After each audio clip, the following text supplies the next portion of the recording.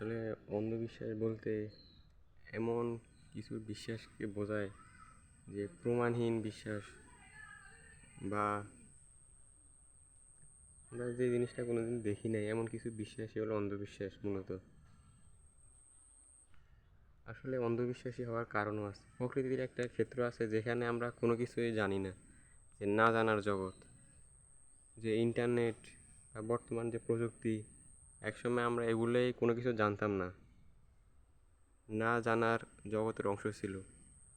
তখন আমরা এগুলো আস্তে আস্তে জানতে শুরু করি এবং আমাদের যে সাধারণ জগৎ, এই জগৎ সমৃদ্ধ হয়। প্রকৃতির প্রতিটা বিষয় কিন্তু আমাদেরকে অনুপ্রেরণা যোগায়, যে অজানাকে জানার আগ্রহ তৈরি করে, নতুন কিছু তৈরি করার একটা শক্তি আমাদের মধ্যে পাই। কিন্তু আমাদের এই অগ্রগতি বেশি দূর প্রায় সময় অগ্রসর হতে পারে না। বিভিন্ন বাধা, সামাজিক, রাষ্ট্রীয়, সাম্প্রদায়িক, বিভিন্ন ধর্মীয়, এভাবে আমরা বিভিন্নভাবে বাধাগ্রস্ত হয়ে থাকি।